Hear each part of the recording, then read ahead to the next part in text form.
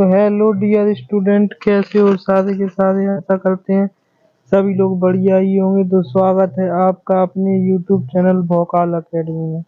तो आज का डियर जो लेक्चर होने वाला है हमारा थर्ड सेमेस्टर के कंक्रीट टेक्नोलॉजी सब्जेक्ट पर रहेगा, जो कि सिविल ब्रांच का और यूपीसी ब्रांच का कॉमन सब्जेक्ट है। और तो आज का जो हमारा लेक्चर है चैप्टर नंबर 8 रहेगा इसमें हमारा, जिसका नाम है कंक्रीट ऑपरेशन। इसका फर्स्ट लेक्चर हम लोग इजी वे में कंप्लीट कर चुके हैं, और जो ये लेक्चर चल रहा है ये हमारा लेक्चर नंबर 2 रहेगा, पार्ट नंबर 2 इसका। तो इसके जो पार्ट नंबर 2 है, इस पार्ट में मैं आपका ये चैप्टर नंबर 8 भी कवर करा दूंगा इजी तरीके से, बढ़िया तरीके से। तो आप लोगों को परेशान होने की ज़रूरत नहीं है, कहीं जाने की ज़रूरत नहीं है। नोट्स के माध्यम से बढ़िया तरीके से आपका कंप्लीट हो जाएगा। तो कल हमारा जो सेकंड पार्ट था वो कहाँ तक पहुँच गया था, चलिए देखते हैं, फिर स्टार्ट करते हैं। तो ये तो हमने यहाँ तक कल कंप्लीट कर लिया था अपना बाय बेल्ट कॉन्वेयर पर, ठीक है। तो यहाँ तक हमारा कल कंप्लीट हो गया था। तो आज का जो हमारा लेक्चर है वो यहाँ से स्टार्ट होगा, देख लीजिए फिर आप लोग, चलिए नोट कीजिएगा। तो ये देखिए यहाँ आप लोग हेडिंग लगा लीजिएगा। पहले सबसे पहले तो बायोचॉइटस, क्या बायोचॉइटस। तो यहाँ से आप हेडिंग लगा लीजिएगा। जो बच्चे हिंदी से हैं तो वो हिंदी में लिख लें इसको, ढालू परनाला, क्या ढालू परनाला। चलिए फिर स्टार्ट करते हैं अपना लेक्चर आज का। तो लिखिएगा इसमें फर्स्ट पॉइंट के साथ, इस मेथड का यूज तब करते हैं जब कंक्रीट को गहराई में बिछाना हो। क्या कंक्रीट को गहराई में बिछाना हो। अगला पॉइंट लिखिएगा इसमें, लकड़ी धातु की बनी चॉइटस को तलों के मध्य खड़ा कर दिया जाता है, फिर कीपनुमा मुख से, क्या कीपनुमा मुख से कंक्रीट ढाली जाती है जो निचले सिरे से आकर बिछ जाती है, ठीक है। तो ये हमारे बायोचॉइटस के कुछ इम्पोर्टेंट पॉइंट्स थे जो आपने लिख लिए होंगे, आशा करते हैं। और नोट्स जरूर बनाते चलें साथ साथ, तो आप लोगों का इजी वे में वही कम से कम 1 से 2 हफ्ते में आपका ये चैप्टर खत्म हो जाएगा। इसमें भी ज़्यादा टाइम नहीं लगेगा। तो इजी वे में हम समझा रहे हैं सब चीज़ें। जो ना आए, जो भी शब्द कठिन लगता हो पूछ लिया करें। इसीलिए अगर राइटिंग वगैरह आपको समझ में ना आ रही हो, तभी मैं बोल बोल के करवाते जा रहा हूँ, वरना मैं आपको नोट्स की पीडीएफ बना के देने ही वाला था, बट मैंने सोचा बोल बोल के कराया जाएगा तो वो आपके लिए बेहतर रहेगा, ठीक है। तो इसी प्रकार से हमें कंक्रीट टेक्नोलॉजी का अगर खत्म होता है तो बिल्डिंग कंस्ट्रक्शन का स्टार्ट कर देंगे। उसके बाद फिर हम लोग क्या करेंगे कि अरे फिर अपना वो देखेंगे, इन्वायरमेंटल स्टडीज, बिल्डिंग कंस्ट्रक्ट। तो ये जो थ्योरी सब्जेक्ट है, पहले इनको निपटाना है हमको, फिर उसके बाद अगला देखेंगे। और सोम हाइड्रोलिक्स को हम लोग जल्द ही स्टार्ट करने वाले हैं इन सब्जेक्टों के बाद, क्योंकि पहले धीरे धीरे कुछ सब्जेक्ट अपने पूरे करवाते जाएं, फिर देखते हैं, ठीक है। चलिए तो करते हैं स्टार्ट। अगला पॉइंट, अगला ये हेडिंग लगा लीजिए। क्या आप लोग बाय पंप्स, क्या लगाएंगे हेडिंग, बाय पंप्स। हेडिंग लगा लीजिएगा जल्दी से, बाय पंप्स। देखिए इसमें क्या लिखेंगे, जब निर्माण स्थल पर बैचिंग या मिक्सचर प्लांट नहीं लगा पा रहे हो, तब कंक्रीट को सुविधाजनक स्थान पर तैयार कर पंपिंग द्वारा निर्माण स्थल तक पहुंचा देते हैं, ठीक है। क्या, जब निर्माण स्थल पर बैचिंग एंड मिक्सचर प्लांट नहीं लग पा रहे हैं, तब कंक्रीट को सुविधाजनक स्थान पर तैयार कर पंपिंग द्वारा निर्माण स्थल पर पहुंचा दिया जाता है, ठीक। तो ये हमारा क्या था, बाय पंपिंग का। अगला पॉइंट लिखिए इसी में, इसमें मिक्सर से निर्माण स्थल तक पाइपलाइन बिछानी पड़ती है। इस प्रकार की कंक्रीट को क्या कहते हैं, पंप कंक्रीट कहते हैं। क्या, पंपक्रीट कहते हैं। ठीक है, अगला पॉइंट लिखिए, पंप द्वारा भेजी जाने वाली कंक्रीट की सुकार्यता अधिक होनी चाहिए। देखो वर्केबिलिटी को हिंदी में क्या कहते हैं, सुकार्यता। तो ये चीजें आप लोग लिखते जाएं। हाँ, अगली हेडिंग लगाइएगा आप लोग, क्या, बाय टावर क्रेन्स। क्या लगाएंगे हेडिंग, बाय टावर क्रेन्स। चलिएगा फिर इसमें लिखिएगा, टावर क्रेन्स इस प्रकार स्थापित करते हैं कि वह बैचिंग प्लांट से निर्माण स्थल दोनों तक पहुंच सके। क्या, जो टावर क्रेन्स इस प्रकार स्थापित करते हैं हम लोग उनको, इस प्रकार टावर क्रेन्स को लगाते हैं। स्थापित करना का मतलब कहीं लगाना या उनकी स्थापना करना। ठीक है, तो वही टावर क्रेन्स को एक जगह लगाते हैं, वह बैचिंग प्लांट से निर्माण स्थल दोनों तक पहुंच सके। ठीक है, अगला पॉइंट लिखिएगा, टावर क्रेन पर बाल्टी लगी होती है। क्या, टावर क्रेन पर बाल्टी लगी होती है जिसमें कंक्रीट भरकर क्रेन द्वारा घुमाकर निर्माण स्थल तक पहुंचा देते हैं।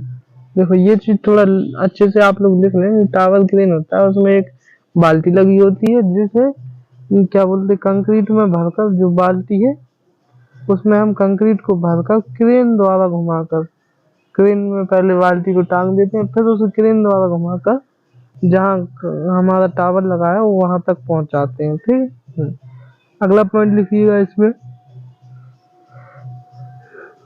यह ऊबड़ खाबड़ स्थान व खुले स्थानों पर ज्यादातर उपयोग करते हैं। ठीक है, ये जो हमारा वायर टावर क्रेन्स है ये ऊबड़ खाबड़ स्थानों पर उपयोग किया जाता है। अब हेडिंग लगा लीजिएगा, क्या, बाय होस्ट बुकेट।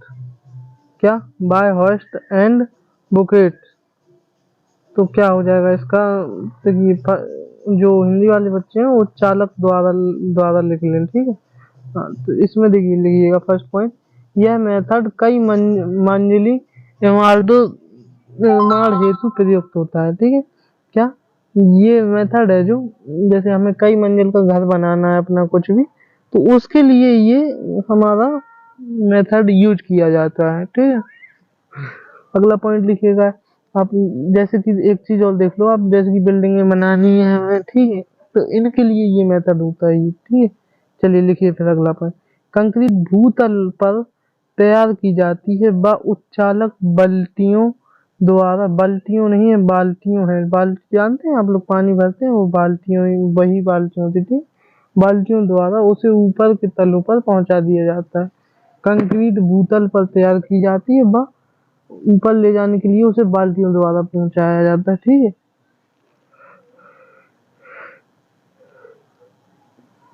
चलिए अगला पॉइंट लिखिए फिर इसमें, बुकेट की तली पर। क्या, बुकेट की तली पर ट्रैप डोर लगा होता है जिसे खोलकर कंक्रीट बाहर निकाल लेते हैं। ठीक है, बुकेट की जो तली होती है उस पर हमारा क्या लगा होता है, ट्रैप डोर, जिसे खोलकर कंक्रीट बाहर निकाल लेते हैं।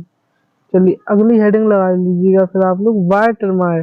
क्या, हेडिंग में लिखिए बाय टरमाए, जब कंक्रीट को जल के अंदर बिछाना होता है तो इसका यूज करते हैं हम। क्या, जब कंक्रीट को हम जल के अंदर बिछाते हैं तो इसका उपयोग करते हैं, किसका, बाय टरमाए का। ठीक है, हाँ, अगली हेडिंग लगा लीजिएगा अब आप लोग, मोनोरेल।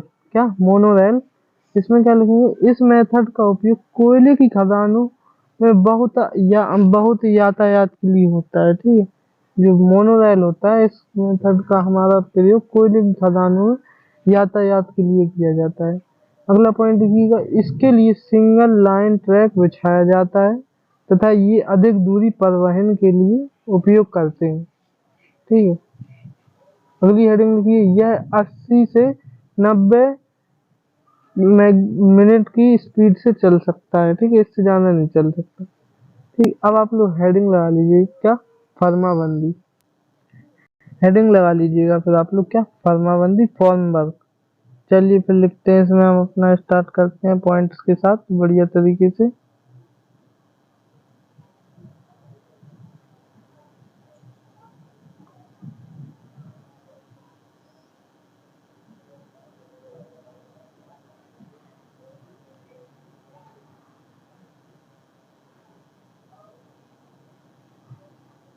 चलिए तो करते हैं अपना स्टार्ट जल्दी से अब। देखो इसमें लिखिए फॉर्म वर्क होती है क्या? फॉर्म वर्क होती है फर्माबंदी। तो ये फर्माबंदी या तख्ताबंदी, क्या फॉर्म बंदी या तख्ताबंदी लकड़ी या अन्य पदार्थ की एक ऐसी संरचना है जो बने हुए सांचे में ताजी, क्या बने हुए सांचे में ताजी कंक्रीट को तब तक संभाले रखती है जब तक वह कठोर ना हो जाए। क्या? देखो फिर से सुन लो, ये पॉइंट थोड़ा इम्पोर्टेंट है। फॉर्म वर्क या तख्ताबंदी लकड़ी या अन्य पदार्थ की एक ऐसी संरचना है। क्या? फॉर्म वर्क और लकड़ी या अन्य पदार्थ की एक ऐसी संरचना है जो बने हुए सांचे में ताजी कंक्रीट, जैसे कि हाल ही बनी कंक्रीट को जब तक संभाले रखती है जब तक कि वह कठोर ना हो जाए। ठीक है। अगला पॉइंट लिखिए, फॉर्म वर्क पर कंक्रीट की संरचना का कुल 20 से 30% खर्च आता है। क्या? 20 से 30% ही खर्च आता है, इससे ज्यादा नहीं आता है। हाँ, अब अगली हेडिंग लगा लीजिए, क्या फर्माबंदी कितने प्रकार की होती है? तो फर्माबंदी हमारी ये, एक मिनट रुकिएगा। देखिए तो क्या हमारा पार्ट्स ऑफ फॉर्म वर्क। तो पार्ट्स का मतलब समझ रहे हैं आप लोग कि जैसे अपन लोग कोई भी चीज टूट जाती, जैसे कि मानो कि अपनी कोई भी चली है, जैसे कि कोई गाड़ी है आपकी, तो वो टूट जाती है तो हम कहते हैं ना इसका पार्ट। तो किसका पार्ट? इसका पार्ट, ठीक है, गाड़ी का। तो गाड़ी अधूरी है उसके बिना। ठीक है। तो यही तो फॉर्म वर्क के कुछ पार्ट्स हैं, जैसे कि एक है तख्ताबंदी, एक है डूला, दो होते हैं इनके पार्ट्स। तो ये थोड़ा इन पर चर्चा कर लीजिए, हेडिंग लगा लीजिएगा फिर आप लोग। क्या? शटरिंग, शटरिंग तख्ताबंदी। ठीक है, तख्ताबंदी भी लिख सकते हैं इसके लिए आप लोग। चलिए फिर लिखिएगा, इसमें आगे बढ़िएगा। कंक्रीट अवयव को वांछित शेप देने के लिए जिस मोल्ड सांचे का उपयोग किया जाता है उसे शटरिंग कहते हैं। क्या? कंक्रीट जो अवयव है हमारे, उनको वांछित शेप देने के लिए, क्या वांछित शेप देने के लिए जिस सांचे का उपयोग करते हैं उसे हम शटरिंग कहते हैं। ठीक है। Okay sir. कंक्रीट के सीधे संपर्क में शटरिंग होती है। क्या? जो कंक्रीट है उसके संपर्क में सीधे शटरिंग होती है। ये चीज आप लोग जरूर जान लें।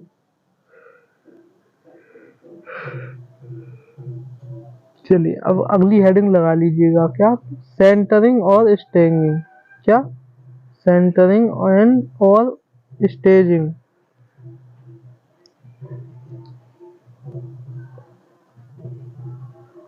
तो इसमें लिखिएगा शटरिंग। क्या?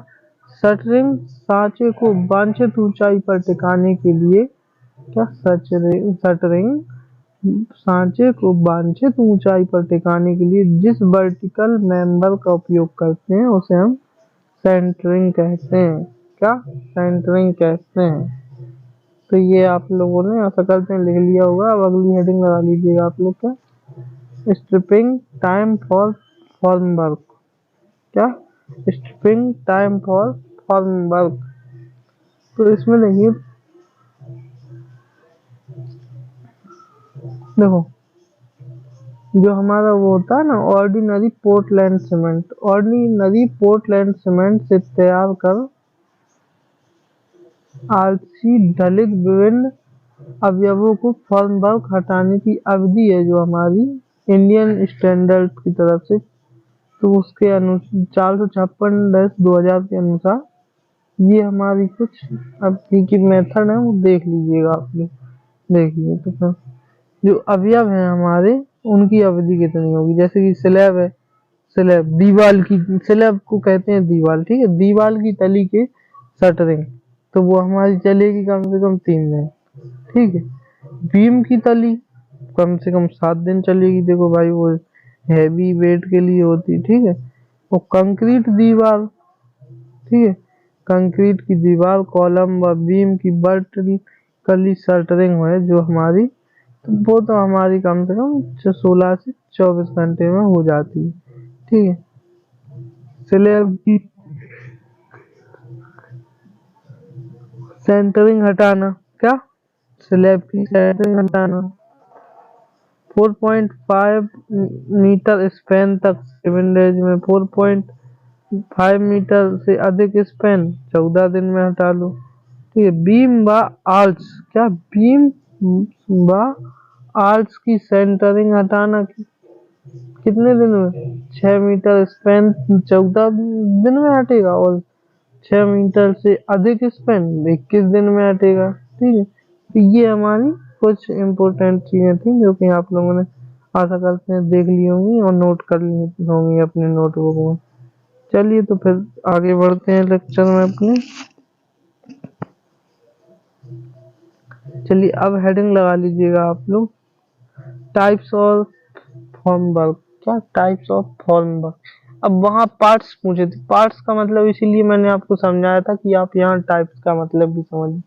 अब पार्ट्स का मतलब कोई चीज उसके बिना अधूरी, ठीक है। और टाइप्स का मतलब कि मेरे जैसे और भी लोग, ठीक है, जैसे कि मेरे जैसे और भी लोग होते हैं, ठीक है।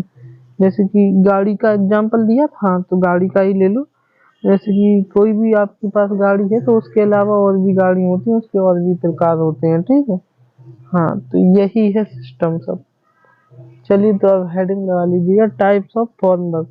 तो फॉर्म वर्क होता है, एक तो हमारा टिम्बर फॉर्म वर्क होता है। टिम्बर का मतलब होता है प्रकास्ट। क्या होगा? प्रकास्ट हो जाएगा टिम्बर का मतलब,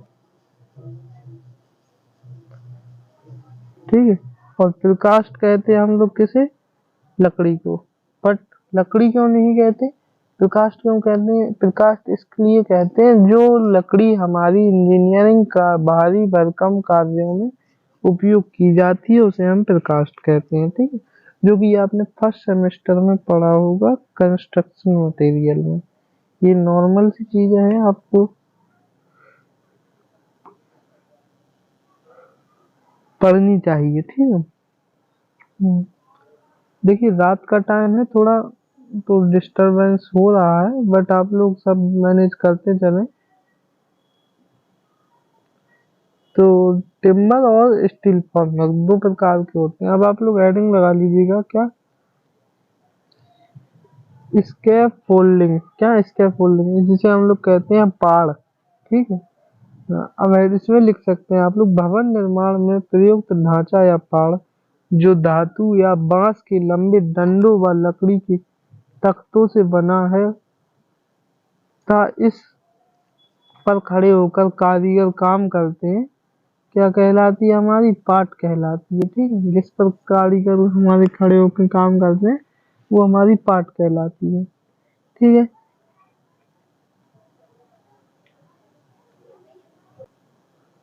चलिए इसमें अगला पॉइंट लिखिएगा, यह एक अस्थायी संरचना होती है।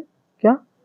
यह एक अस्थायी संरचना होती है तथा जब निर्माण में अधिक ऊंचाई पर कार्य करना पड़ता है तो स्कैफ की आवश्यकता पड़ती है। जैसे ज्यादा ऊंचाई पर काम करना तो हमें पार्ट की आवश्यकता ही पड़ेगी, ठीक है। हाँ, अगला पॉइंट लिखिएगा। अब आप लोग इसमें हेडिंग लगा लीजिएगा आप लोग, क्या? Placing of concrete. लगाइए भाई हेडिंग, 5वीं हेडिंग है हमारी, प्लेसिंग ऑफ कंक्रीट। देखिएगा इसमें क्या रहेगा हमारा, तो कंक्रीट की अन्य क्रियाएं होती हैं, जो कंक्रीट की अन्य क्रियाओं की तरह कंक्रीट का प्लेसिंग बिछाना भी एक इम्पोर्टेंट क्रिया है, ठीक है। यदि अगला पॉइंट, यदि किसी कारण कंक्रीट को बिछाने में देरी हो गई तो वह सेट होने लगता है, ठीक है। अगर कोई कंक्रीट है उसमें बिछाने में आपको देरी हो गई है तो वह क्या? सेट होने लगता है, ठीक है। अगला पॉइंट लिखिएगा, प्लेसिंग करते समय कभी कंक्रीट को ऊंचाई से नहीं पटकना चाहिए, इससे सैग्रेशन की संभावना रहती है। सैग्रेशन का मतलब पृथक्करण, हिंदी वाले बच्चे पृथक्करण लिख लें, ठीक है। अगली हेडिंग लगा लीजिएगा अब आप लोग, चेकिंग ऑफ फॉर्म वर्क, ठीक है। देखिए तो इसमें फर्स्ट पॉइंट देखिएगा आप लोग, कंक्रीट भरने से पूर्व, क्या? कंक्रीट भरने से पूर्व फर्मे के अंदरूनी भाग को साफ करके इसमें खनिज तेल का लेप कर देना चाहिए। इस इससे गीली कंक्रीट फर्मे से चिपकेगी नहीं, ठीक है। समझे ये चीज? जो हमारा कंक्रीट है उसे भरने से पहले ही अंदरूनी भाग है उसे साफ करके इसमें खनिज तेल का लेप कर देना चाहिए। इससे गीली कंक्रीट फर्मे से चिपके नहीं। ठीक है, अगली हेडिंग लिखिएगा। अब आप लोग अगला पॉइंट लिखिएगा इसी में, फर्मों का संरेखण माप मजबूती पहले से चेक कर लेना चाहिए, जिससे वह ताजी कंक्रीट का भार वहन कर सके। ठीक है, वहन का मतलब सहन कर सके। अगला थर्ड पॉइंट लिखिएगा, इस यदि फर्मों को दोबारा यूज किया जा रहा है तो उसे जो भीतरी सतह है उसे पूरी तरह साफ कर देना चाहिए। ठीक है, अगला पॉइंट लिखिएगा। अब आप लोग फोर्थ पॉइंट इसमें, फर्मे के अंदर फर्मे के अंदर बोल्ट नट आदि नहीं निकलते हैं, अन्यथा वे कंक्रीट के साथ सेट हो जाते हैं। ठीक है, हाँ, अगला पॉइंट लिखिए, फर्मों का जॉइंट वाटर प्रूफ होना चाहिए, नहीं तो कंक्रीट का जल उसमें बाहर निकल जा सकता है। ठीक है, ओके सर। अगली हेडिंग लगा लीजिए, क्या अन्य फॉर्म अच्छी जो फॉर्म वर्क होती है उनकी विशेषताएं। ठीक है, तो सही परिमाप होना चाहिए, समतल सतह, न्यून भार, दृढ़ता, वाटरप्रूफ, हटाने से सरलता, मजबूती, सामान्यतः सुरक्षा, लागत का चाहिए। तो ये हमारे कुछ अच्छाइयाँ हैं इसकी। ठीक है, अब कंक्रीट बिछाने से पूर्व सतह तैयार करना, जो मृदा वाली सतह, चट्टान वाली सतह, ईंट पर, खंडजा पर, कठोर हुई कंक्रीट सतह, काफी सतह होती हैं। ठीक है, अगली हेडिंग लगा लीजिएगा अब आप लोग, precautions in placing of concrete. ठीक है, तो सेग्रेगेशन मतलब कि पृथक्करण पर विशेष ध्यान देना चाहिए। ठीक, अगला पॉइंट लिखिए, पूर्ण रूप से कुटाई कर लेना चाहिए, कंक्रीट परत की मोटाई 15 से 30 सेंटीमीटर रखी जाती, वर्षा के समय कार्य रोक देना चाहिए। Okay sir. अधिक या गर्म अधिक ठंडा या गर्म प्लेसिंग नहीं होना चाहिए। ठीक है, फॉर्म वर्क पर ध्यान देना चाहिए, अच्छी प्रकार से अंतर्गठन होना चाहिए, प्रबलन की जांच कर लेनी चाहिए। तो ये हमारे कुछ पॉइंट है इसमें। ठीक है,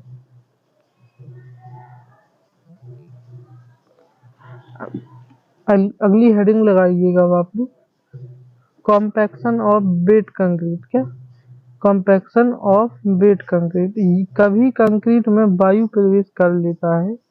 क्या कभी अगर वायु जो कंक्रीट है उसमें वायु प्रवेश कर लेता है तथा अगर इसे कंक्रीट से बाहर न निकाला जाए तो कंक्रीट की क्वालिटी खराब हो सकती है। ठीक है, अगला पॉइंट लिखिए, यदि कंक्रीट में 5% रन रह जाए तो कंक्रीट की स्ट्रेंथ में 35% तक कमी आती है। ठीक है, तो ये चीज आप लोग ध्यान से समझ लें।